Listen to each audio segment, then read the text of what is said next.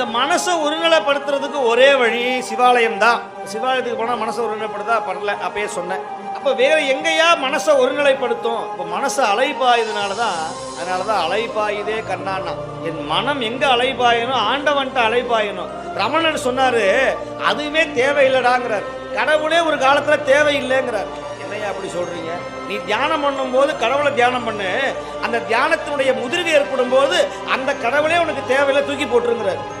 எப்படி ஒரு விறகு எரிக்கும் போது ஒரு சின்ன குச்சியை வச்சு விறகு எரிப்பாங்க, அந்த விறகு கொளுத்துன உடனே அந்த தீக்குச்சியும் அதுக்குள்ளேயே போட்டுருவான். அந்த மாதிரி இந்த மனம் ஒருநிலைப்படுறதுக்கு ஒரு இடம் தேவை, ஒரு கடவுள் தேவை. அது இயேசுநாதரா, அல்லாவா, புத்தரா, அதெல்லாம் தேவை கிடையாது. யாரோ ஒருத்தர் நினைச்சு தியானம் பண்ண மனசை ஒருநிலைப்படுத்து.